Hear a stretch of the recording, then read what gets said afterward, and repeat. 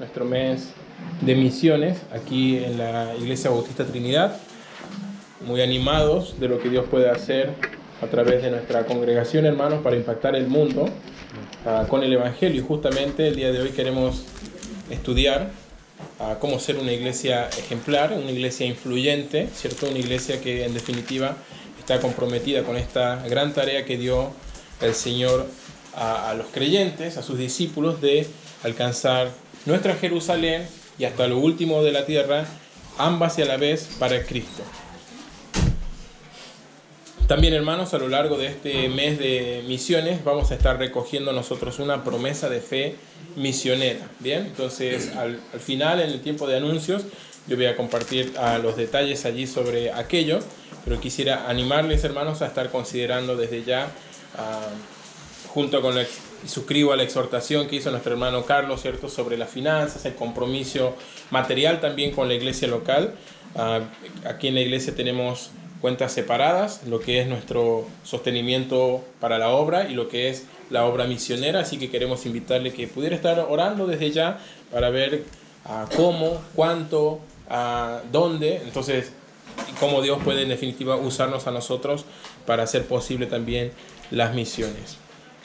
También quiero comentarle, hermanos, que este domingo posiblemente sea el único de este mes que me tengan que escuchar predicar. No sé si es amén o no. Entonces, porque vamos a tener diferentes invitados a lo largo del mes, hermanos, pastores que están iniciando o por iniciar diferentes obras, por salir a las misiones, al campo. Entonces queremos conocerles también para ponerles en oración a ellos, a sus ministerios, y por qué no posiblemente considerar algunos nuevos apoyos a más misioneros de lo que ahora mismo estamos apoyando como iglesia, para ampliar nuestra nómina de misioneros y continuar siendo influyentes, ¿cierto?, en otros lugares donde no podríamos ir nosotros por diferentes razones. Así que quiero invitarle que cada domingo esté presente, porque va a conocer nuevos hermanos, para que usted pueda interiorizarse de sus proyectos, de sus ministerios, pueda tenerlo en oración. Tal vez quiera bendecirlo con un plato de comida rico, puede invitarlos a su casa a comer, traer un regalito para ellos, hacerle una ofrenda. No sé, hermanos, involucrarnos y hacer demostraciones de amor también, estar aquí presente obviamente para hacer posible aquello, y que cada uno de estos hermanos que van a estar visitándonos a lo largo del mes sientan un cálido recibimiento aquí en Trinidad. Amén, hermanos, así que quiero invitarles a estar los días domingo de mayo. Bien, Hechos capítulo 11, ¿cierto? Ahí en el versículo 19 hay un subtítulo que dice la iglesia en Antioquía. Aquí hay un contraste interesante en el libro de los Hechos entre dos grandes iglesias, que la primera es la de Jerusalén y la segunda es la de Antioquía. Estas dos iglesias tuvieron contextos diferentes y también metas diferentes, y al final también tuvieron resultados distintos. Entonces es interesante contraponer, digamos, estas dos congregaciones. La de Jerusalén tuvo mucho dinero, tuvo a los apóstoles, estuvieron allí también a los discípulos, a los primeros discípulos de Jesús. Tuvieron una congregación que fue de miles de personas. Cuando uno ve los primeros capítulos del libro de Hechos, se menciona que se agregan 1000 y después 3000 y después un montón de personas que se van añadiendo a la congregación de Jerusalén. Sin embargo, esa iglesia no fue una iglesia misionera. Fue una iglesia que todos esos recursos que tenían los invertían en ellos mismos para estar más cómodos. Y en Hechos 6 podemos ver a los apóstoles sirviendo con bandejitas la comida, ¿cierto?, sirviendo a las mesas, en lugar de estar haciendo misiones o entrenando obreros, porque habían perdido un poco el propósito. Sin embargo, y aunque nosotros, los creyentes o las iglesias, pueden perder a veces un poco el norte, el plan de Dios sigue siendo el mismo, hermanos. Él quiere la salvación de todos, amén. Entonces, ¿qué hizo Dios con la iglesia de Jerusalén? Envió una persecución, envió una prueba, capítulo 8 de Hechos, ¿cierto? Hay una gran persecución y los creyentes son esparcidos. Entonces llegan a Judea y Samaria, que había dicho el Señor, ¿no?, que vayan a Judea y Samaria, pero ellos no habían ido. Y por motivo de esta persecución terminan yendo a Judea, a Samaria, luego algunos pasan a Fenicia, a Chipre, y luego algunos llegan inclusive aquí en el capítulo 11, Antioquía, donde se forma una segunda iglesia, fuera de la iglesia de Jerusalén. Esta iglesia no tuvo los mismos privilegios. No tenía, digamos, a todos los apóstoles allí en su congregación. No era una congregación de miles de personas. No era una congregación que tenía muchos recursos como la tuvo Jerusalén en un comienzo. Pero sí era una congregación que tenía claro un propósito, que era la gran comisión, que era hacer posible, ¿cierto?, que el evangelio continuara avanzando. Y la iglesia de Jerusalén tiene esta situación, esta actitud, digamos, frente al mensaje. Ellos se volvieron en algún punto cómodos y utilizaron esos recursos para ellos mismos. Sin embargo, la iglesia en Antioquía sería de alguna forma la que desencadenaría toda esa catarata, ola, ¿cierto?, de iglesias que se van fundando en el reino antiguo.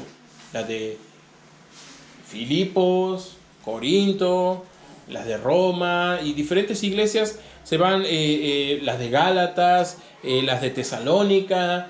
Tú puedes ir viendo el libro de Hechos, ¿cierto?, a partir del capítulo 14, y se van mencionando ciudades e iglesias que se fundan, ciudades e iglesias que se fundan, y todos son el resultado de alguna manera de dos obreros que salen en principio de la iglesia de Antioquía.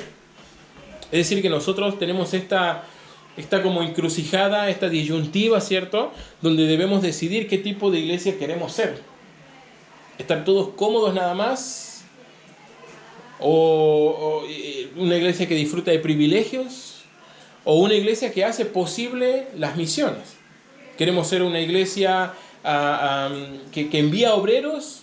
¿O queremos ser una iglesia que no queremos que nadie se vaya de aquí? ¿Queremos ser una iglesia nosotros que hace posible la evangelización mundial?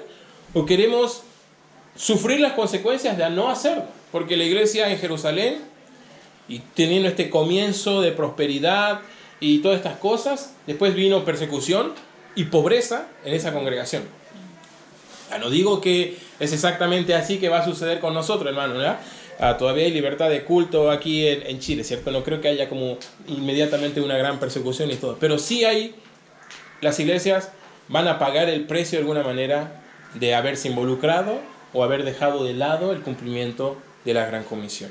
Eso va a suceder, ¿no? Principio de siembra y siega, ¿no? Entonces, de lo que siembras, segarás. Entonces, si solo la congregación se involucra en otras cosas tribales, mucha comida, mucha comodidad, muchos lujos y otras cosas, y no se enfoca en lo importante que es la gran comisión, bueno, eso en definitiva les pasará la cuenta también a esas congregaciones.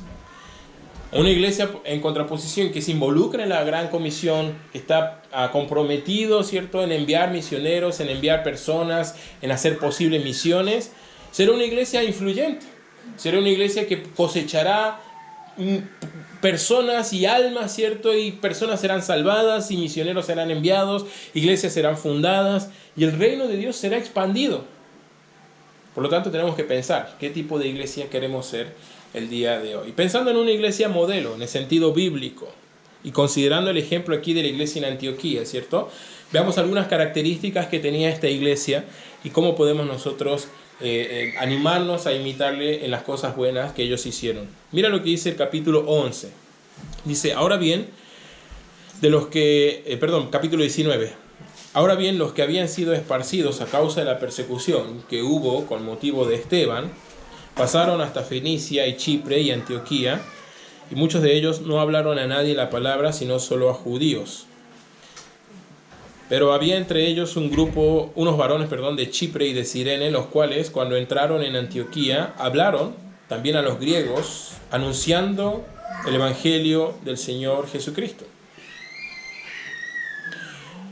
21. Y la mano del Señor estaba con ellos, y gran número creyó y se convirtió al Señor. Entonces, en estos versículos, de alguna manera, nosotros vemos cómo esta concatenación de hechos que le sucedieron a la iglesia en Jerusalén por motivo de su incumplimiento con la misión, bueno, Dios iba a cumplir su plan y llevarlo adelante de todas maneras. Entonces permitió esta persecución, por motivo, versículo 19, de esta persecución, las personas fueron esparcidas por el reino, y algunos de ellos, versículo 20, llegaron hasta Antioquía predicando el Evangelio, y el Señor bendijo eso.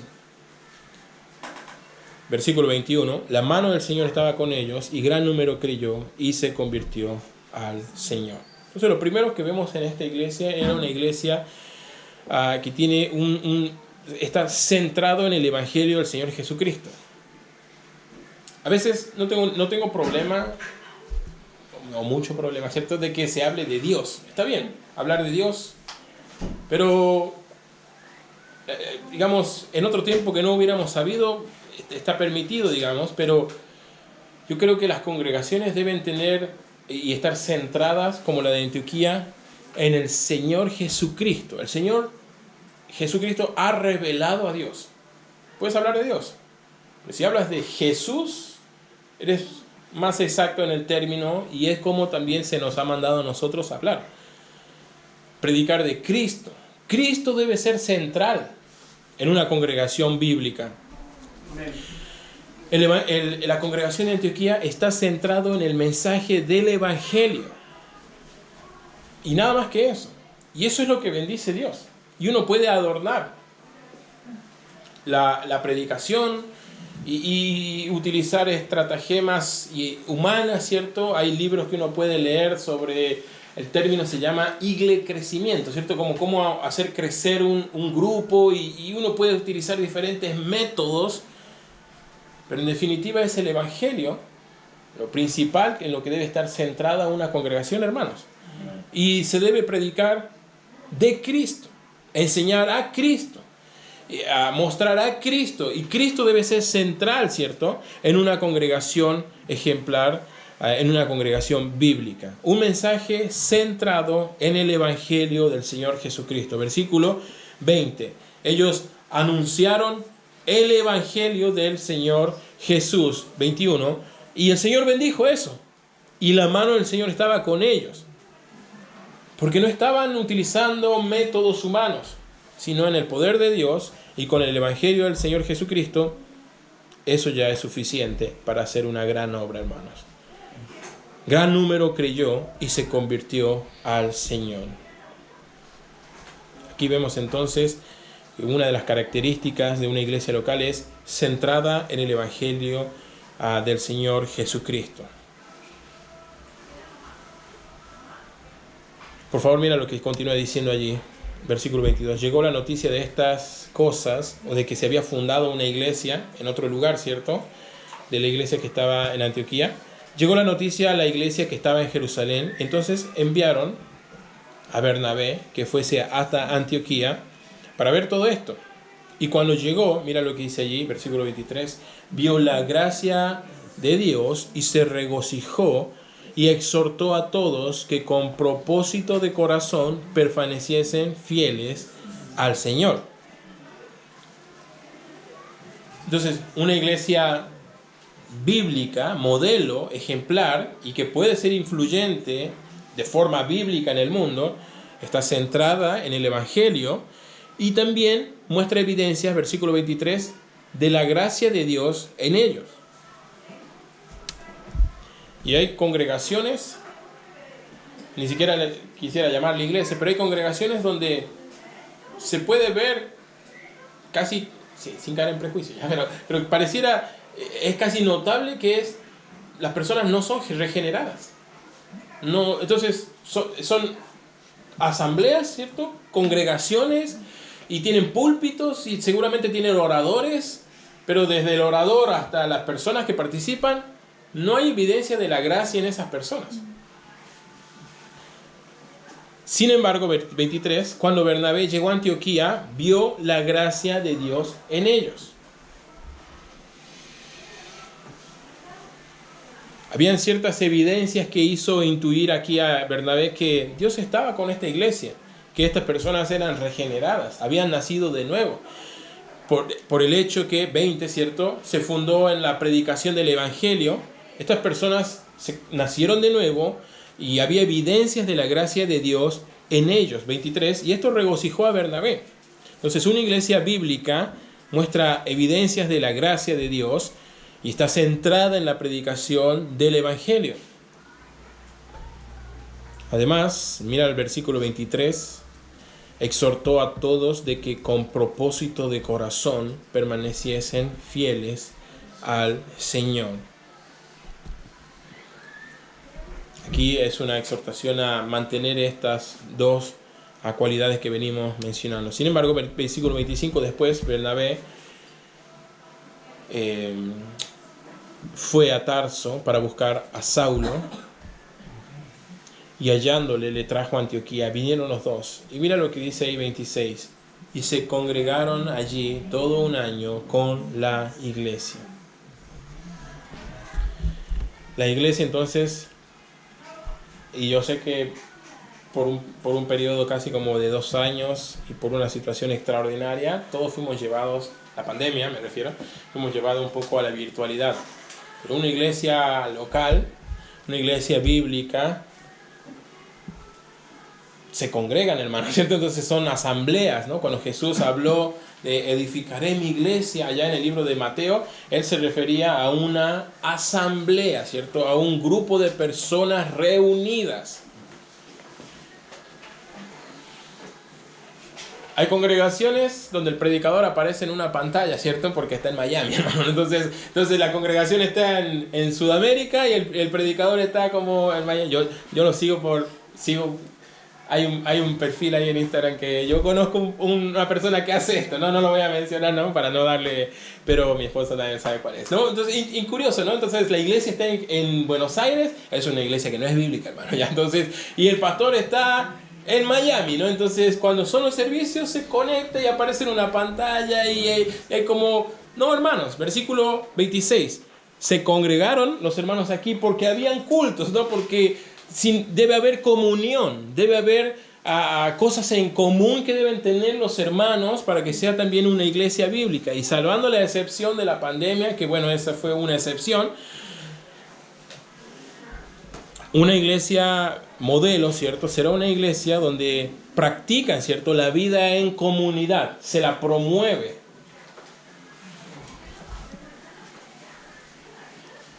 Efectivamente, versículo 26 se menciona aquí cómo Pablo y Bernabé se congregaron allí todo un año. Y mira la segunda parte, y enseñaron a mucha gente. Esa es otra cualidad de una iglesia bíblica, hermanos, o un deseo por recibir enseñanza bíblica. Hay una especie de apetito, ¿cierto?, en las personas de instrucción bíblica. Hay un deseo de que la palabra sea predicada. Hay un deseo de aprender más de la palabra de Dios. Compartiendo cosas en común, en reuniones, en asambleas, ¿cierto? Pero centrados en la enseñanza bíblica. 26. Ellos se congregaron y enseñaron a mucha gente allí. Y fíjate lo que dice 26. Y a los discípulos se les llamó cristianos por primera vez en Antioquía. No en Jerusalén, ¿no? Entonces ya no nos juzgamos a los hermanos de Jerusalén, pero son estas cualidades las que hacen de los creyentes verdaderos cristianos. Vida en comunidad, ¿ya? No como yo no necesito de la iglesia, ¿cierto? Y yo porque oro en mi cuarto, yo porque hago esto allá. No, hermanos, somos llamados. Y todas las figuras que se utilizan en la Biblia para referirse a la iglesia nos hacen entender que somos una pequeña parte de un todo mayor. Miembros de un cuerpo, ovejas de un rebaño. Entonces, cuando uno piensa en estas figuras, nos hace entender que debemos estar con otros creyentes. La predicación era bíblica, la enseñanza era bíblica. Había un apetito, un hambre por aprender más de la palabra de Dios. Y la enseñanza estaba centrada en el Evangelio de nuestro Señor Jesucristo.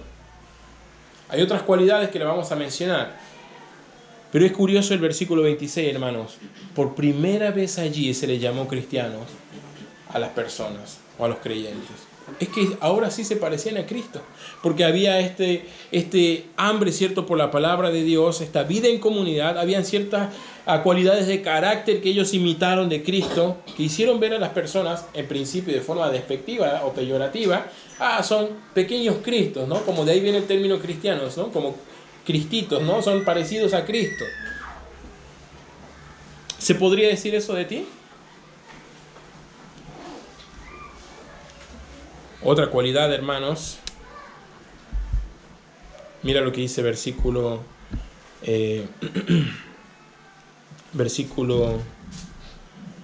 27. Dice que hubo un profeta en esos tiempos,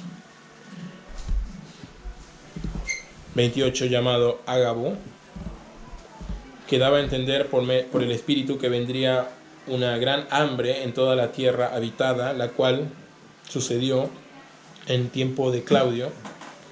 Entonces los discípulos, mira esa frase, cada uno conforme a lo que tenía, determinaron enviar socorro a los hermanos que habitaban en Judea, lo cual en efecto hicieron, enviándolo a los ancianos por mano de Bernabé y de Saulo. Generosidad. Aquí tienes otra cualidad, ¿no?, de una iglesia bíblica, de una iglesia modelo, una iglesia influyente. Generosidad. La iglesia de Jerusalén tenía muchos recursos, ¿y cómo los invertía? Más comida, ¿cierto? Más cosas sociales, más comodidades. Sin embargo, esta iglesia, que no gozaba de la misma condición económica para nada, 29, vemos que hay un espíritu, ¿cierto?, como una actitud de generosidad, enviar socorro, enviar ofrendas. Esta es una ofrenda que después a Pablo en las cartas dejaría entrever allí cuando pasa por Corintio. Invitó a diferentes iglesias a colaborar también por esta ofrenda. Los hermanos se comprometieron, ellos hicieron promesas de fe y luego las cumplieron. Pablo juntó esta ofrenda y después la llevaron también allí a Jerusalén. Generosidad, hermanos. Resumamos algunas de las características. Centrado en el Evangelio del Señor Jesús. Predicación bíblica. Vida en comunidad. Un grupo o un núcleo de líderes fieles involucrados sirviendo. Evidencias de que la gracia de Dios ha obrado en las personas que participan allí en esa congregación. Un deseo de vivir vidas cristocéntricas, centradas en el Señor. La generosidad.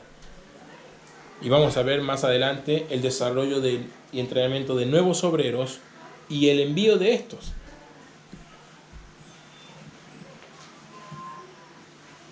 Las características que te mencioné son 9 en total, pero hay una 10ª, hermanos, que podríamos decir que es la más importante y que contiene a todas las anteriores, que es que la iglesia en Antioquía tenía un enfoque en multiplicación y misiones. Esta iglesia tuvo una pasión de ser más que un edificio lleno todos los domingos. Ellos querían ver personas salvas. Hicieron todo lo posible y se prepararon en diferentes ámbitos para hacer esto posible. Ellos querían no solamente ser una iglesia, sino ser una iglesia que cumpla la misión, que lleve a cabo la gran comisión. Una iglesia activa, influyente, una iglesia que puede conquistar nuevas cosas. Lamentablemente, hermanos, este no es el enfoque de muchos pastores y muchas congregaciones hoy en día. Pareciera que hay una cierta presión para tener una iglesia más grande, más asientos, más lujos, luces y diferentes comodidades, y se pierde muchas veces el enfoque y el propósito por el cual nosotros somos iglesia. Líderes y pastores no quieren soltar a los miembros, no quieren dejar ir la membresía, por eso no se multiplican. Por eso nuestra meta no debe ser, hermanos, ser más grande, sino más espirituales, más generosos, más centrados en Cristo, más estables, más comprometidos con la gran comisión. ¿Amén o no, hermanos? Esa debe ser nuestra meta. Mira lo que dice el capítulo 13 de Hechos, ¿no? Hechos capítulo 13, versículo 1. Había entonces en la iglesia que estaba en Antioquía profetas y maestros. Bernabé, Simón, el que se llamaba Níger, Lucio de Cirene, Manaén, el que se había criado junto con Herodes el tetrarca, y Saulo, ministrando estos al Señor. Hasta ahí. Fíjate, un gran contraste con la iglesia ya en Jerusalén, ¿cierto? ¿Qué hacían los apóstoles en Jerusalén? Atendían a las mesas, ¿cierto? Servían comida, estaban ocupando mal, ¿cierto? Las aptitudes que el Señor les había dado. Sin embargo, aquí vemos que cuando una iglesia es bíblica, los obreros, y hay obreros, hombres, líderes, un grupo, ¿cierto?, de personas involucradas, no todos son oyentes, sino que hay hombres, líderes, versículo 2, que ministran al Señor. Versículo, la segunda mitad del 2 dice, y ayunando, dijo el Espíritu Santo, apartadme a Bernabé y a Saulo para la obra a la que los he llamado. Entonces, habiendo ayunado y orado, les impusieron las manos y les despidieron. Y ellos comenzarían allí el primer viaje misionero, una serie de viajes que serían 3 en total, por lo menos retratados aquí en el libro de los Hechos, en el cual influenciaría, ¿cierto?, todo el reino antiguo, se fundarían varias iglesias, muchas personas creerían, líderes serían levantados, pastores serían entrenados, etcétera, etcétera, etcétera. Ese enfoque debemos tener nosotros como congregación, hermanos, si queremos hacernos llamar una congregación bíblica neotestamentaria. Si no, para eso hay mucha oferta, hermanos, de eventos, ¿no? Iglesias que tienen solo entretención, ¿no?, y otras cosas. Pero queremos que Trinidad sea una iglesia bíblica, hermanos. ¿Amén o no? Amén. Queremos hacer propicia la multiplicación. Y para que esto suceda, hermanos, hay que entender, hay que creer que es importante la iglesia local. Cuando Jesús habló, ¿cierto?, allá en Mateo 18, vamos un ratito ahí, Mateo 18, versículo 17, el ejemplo de nuestro Señor Jesucristo es llamar, ¿cierto?, a ese nuevo grupo de personas, seguidores de Él, iglesia. Este término, iglesia, ¿cierto?, tiene que ver con una asamblea local, un grupo de personas que se reúnen habitualmente, que se congregan. Debemos entender, hermanos, que es importante esto. Hermanos, congregarse es importante y debemos asumirlo de esa manera nosotros. Si queremos ser una iglesia que haga propicia a las misiones, debemos entender que la iglesia local es importante. No se puede, nuestro hermano nos exhortó aquí al comienzo, Carlos, ¿cierto? Pero no podemos nosotros no congregarnos, no dar, no servir, desentendernos totalmente, porque de esa manera la iglesia desaparecerá, no se puede sostener finalmente. Debemos entender, hermanos, la importancia que tiene la iglesia local. Jesús mandó a reunirnos en asambleas llamadas iglesia.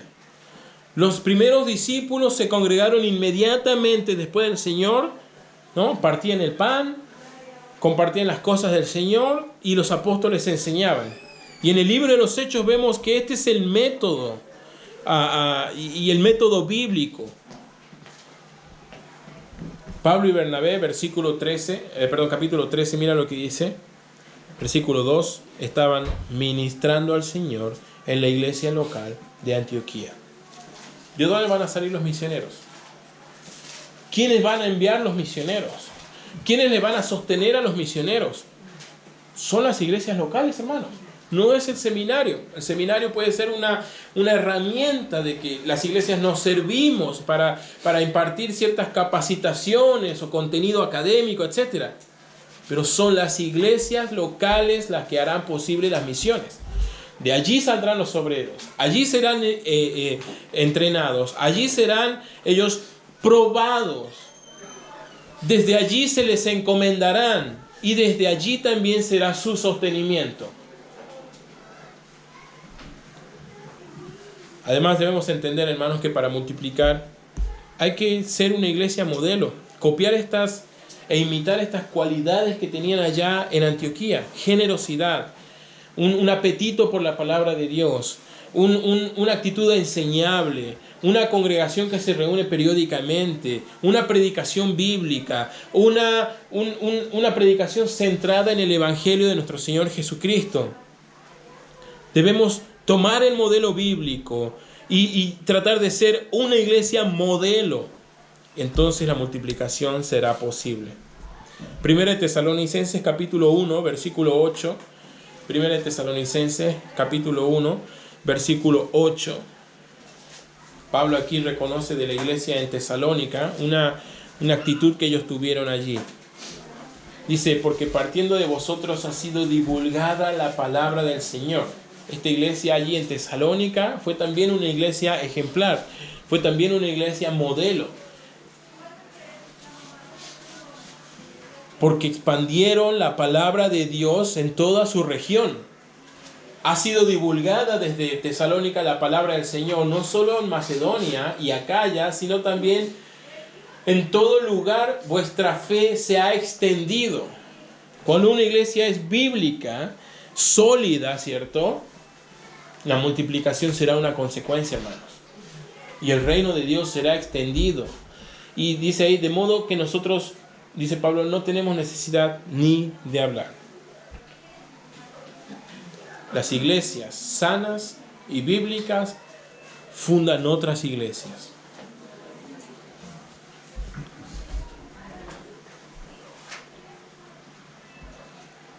Iglesias fundando iglesias es el único método, hermanos, de empezar una nueva obra.